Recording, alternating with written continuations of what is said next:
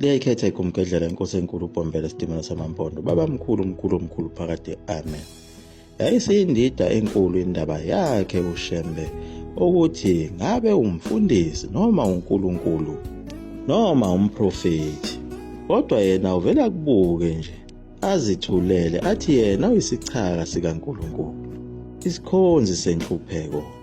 Kodwa uma uke wambiza ngenkosi uyathula kubuke bese yamangala, bese kubuza ukuthi wazi kanjani ukuthi uyinkosi. Sekomele uchaze, njengaye umfana okwakuthiwa u-Abednego Ngcobo, owayeqanjwe leli gama yibo abelungu bazo izimishini.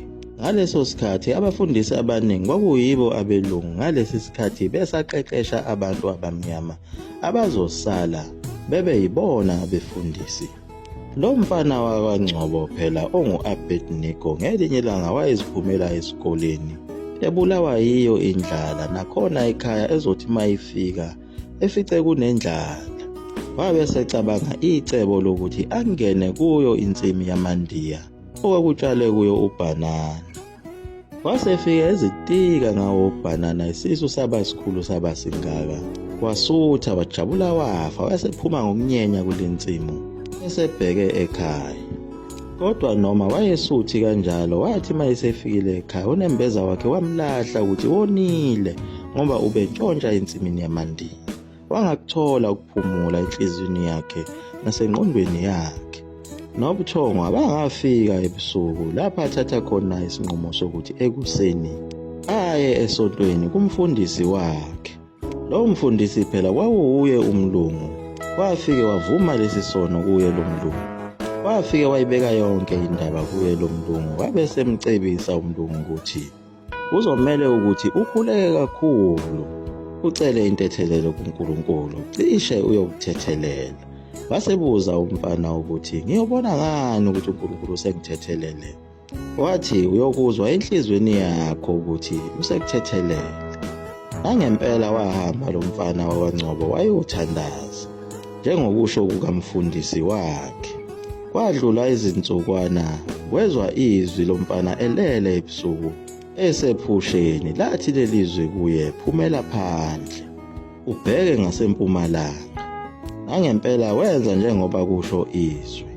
Wathi uma ibheka ngasempumalanga wabona isandla sivela phakathi olwandle. Labe selithi izwi kuye, uyeke uNkulunkulu lona obumfuna. Wabe sebona umfana ukuthi umthandazo wakhe ushuthi ufikile kuNkulunkulu. Ngakusasa ekuseni esevuka venene ngejubane ebheke kuye umlungu wakhe ongumfundisi. Wafike wayomchazela ngalo leli phupho lakhe lesandla besivela olwandle, ekuthiwa isandla sakhe uNkulunkulu. Kepha umfundisi wakhe wambuza ukuthi lesi sandla besinjani. Wabe sechaza umfana wakwaNgcobo ukuthi lesi sandla bekuyisandla somuntu omnyama. Waxhuma nesihlalo umfundisi womlungu wathi cha, bekungesona isandla sikaNkulunkulu leso. Ubona uSathane uqobo lwakhe, ngoba phela uNkulunkulu mhlophe. Wadangala lo mfana wabuyela ekhaya. Yamhlupha lento engqondweni wakhe. Wathi kusuka lapho wabe sebuyela ekuthandazeni kwakhe.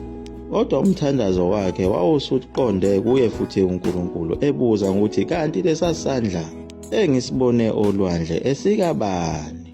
Kwadlula insukwana wayithola futhi impendulo. Lafika futhi kuye izwi lathi akaphumele phandle abheke ngasempumalanga. Waphinde wabuka khona futhi olwandle laphayana. Kwase kuphinda manje sekuvela futhi umuntu olwandle, esevela ngekhanda wakhuphuka waze wavela ngamahlombe. Hawu, umuntu omnyama futhi. Waze wakhuphuka kwavela ngisho isifuba. Laphinde lakhuluma futhi izwi lathi, uyena-ke uNkulunkulu lona obumfuna. Linda uyeza emhlabeni. Lo mfana wayezibonela umuntu oyindoda emnyama. Kodwa wathi mayisevuka ekuseni akabangesaya kuloya mlungu, ngoba wabona ukuthi loya mlungu akakholelwa kulezi bonakaliso zakhe. Waqhubeka umfana wakaNgcobo u-Abednego nempilo yakhe ngoba phela wayesafunda naso isikole. Babelamba kakhulu abantu ngalesi sikhathi ngoba phela babedlelwe izinto zabo yibo abelungu kanye nazo izimpi ezabashiya bengenalutho. Kwathi ngelinye ilanga lo mfana wakaNgcobo wazihambela waya esiteshini sesitimela beyozibukela nje abantu, ehamba nelinye iqembu labafana ayefunda nabo esikoleni. Kuyadlula amaloli khona lapha ngasesiteshini sesitimela athwele umoba osuka kulo phela leliya plazi likaMarshall Campbell. Omunye umoba uyaziwela khona kulamatraki ebese beyawucosha bezizibele ngawo indlala. Uyaphithizela lapha esiteshini sesitimela kwaze kwafika isitimela esasilayishe abantu. Safike sema bayabuka labafana bazidlela umoba. Behla laba bantu esitimeleni. Wathi uma ebabuka laba bantu, amehlo akhe avele ahlala kwenye indoda emnyama eyayiphethe isulukesi layo igqoke isudu. Wambuka lo muntu, yabuya ingqondo, hawu lo muntu ufana ncamashi naloya muntu engimbone ephusheni evela olwandle. Wahlangana amehlo, le ndoda yase iyambiza naye ukuthi akasondele nganeno. Wafika lo mfana wayeseyiphathisa izimpahla le ndoda. Leyo ndoda kwakuwuye uShembe. Ilapho-ke lo mfana wakwaNgcobo ongu-Abednego ahlangana khona noShembe emphathela izimpahla zakhe. Ehla enyuka naye lapho ayishumayela khona.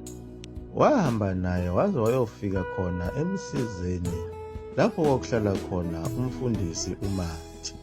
Wahlukana kanjalo-ke lo mfana wakwaNgcobo, uhambe edla zona izimoba. Wahamba naye uShembe lona emphathela izikhwama. Wayebona zonke izimangaliso ezazihamba zenziwa uShembe lapho ithandazela khona abantu, ephinde abashumayeze. Phela uShembe lona wayenza njengaye uJesu, wayefika abashumayeze abantu bese ebavezela zona izimangaliso zakhe zasezulwini.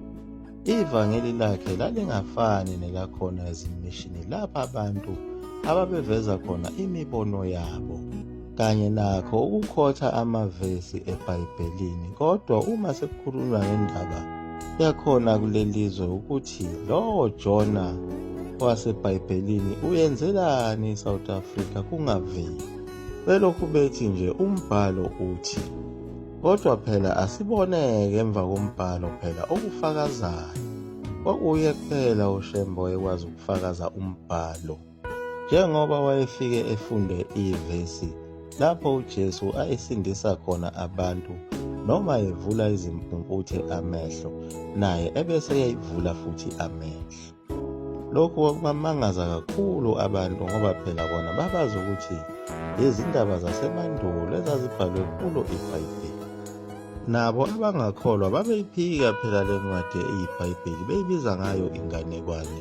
Kodwa uShembe kuphela wayekwazi ukufakaza ukuthi le ncwadi ayiyona inganekwane, njengoba wayebuye batshele phela abantu ukuthi yini enibhalwe lapha kulo iTestamente elidala. Okwabamkhulu benu laba abantu abangakholwa babenamathele emasikweni bathokoza kakhulu ngoba babekade bevele befungile ukuthi bona balinde owabo uNkulunkulu, hayi lo Nkulunkulu wabelungu. uShembe wayebamukela ngezandla ezimhlophe, ebagqugquzela ukuthi ningayiyeki imvunulo yenu lena nayiphiwa uNkulunkulu, ningavunuli imvunulo yabezizwe. Wayemukela zonke izizwe, ngisho nawo amaNdiya ayesesonta khona lapha ekuphakameni. Kodwa into ayigqugquzela kakhulu yiko ukuthi vunula ngendlela yesizwe sakho. Kodwa uma usungaphakathi emzini kaNkulunkulu bese ufaka ingubo emhlophe yasezulwini, imbathe phezu kwayo imvunulo yakho. Wathi lapho-ke khona uNkulunkulu azobona khona ukuthi nangu umZulu useyakholwa, uye lo dumisayo, bese nika isizwe samaZulu izibusiso. Noma ngabe yimpondo nalo lalivunulwa ngeyalo indlela, bese bona uNkulunkulu ukuthi nali impondo liyamdumisa bese lithola izibusiso. NamaNdiya kwanjalo nawo ngoba evunula ngemvunulo yawo bese ethola izibusiso. Kodwa uma ugqoke imvunulo yabelungu, uNkulunkulu akaboni ukuthi umZulu lona, lezo zibusiso bese ziwela kuye umlungu, aqhubeke lokhu ebacindezele njalo abantu abamnyama. Liyaguqa lapho ekuguqelela mZulu amafutha omkhovu into emini sokaphade. Amen.